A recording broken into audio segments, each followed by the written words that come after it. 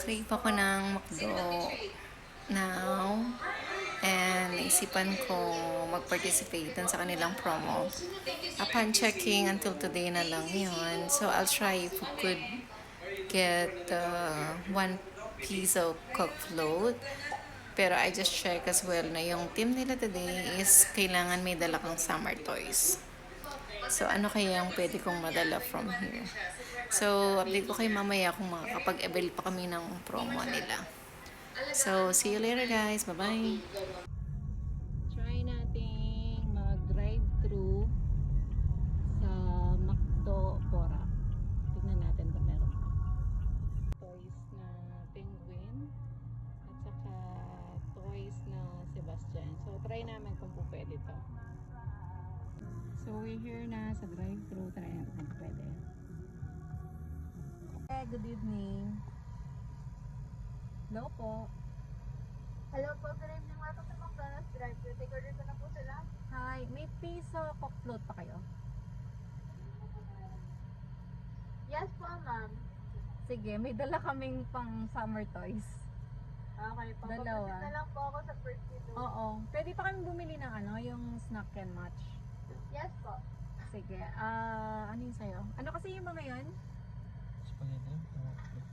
Bale, pero meron po silang spaghetti, crispy chicken sandwich, regular fries, and cheeseburger McDo po. Sige. Dalawang spaghetti. Tapos, ano yung match nila pwede? Meron pong plain sundae, apple juice, Coke po, Sprite, Coke float, and Royal float po. Moron drinks lahat. Ano gusto mo dun? Oh. Apple juice na lang kasi may coke float na, no? Sige. Yung dalawa po ba? Oo. Okay po. Dalawang Sige. spaghetti, tapos match po nila apple juice. Oo. Next order po. Yun lang. Thank you. Okay po. Papasit. Kakabalik lang guys, and unfortunately we didn't have the 1 piso 1 piso coke float. Instead, bumili na lang kami ng snack and match na spaghetti with coke float. I also added large french fries with barbecue flavor. So, ayun. Upon paying, I was about to show yung toys namin.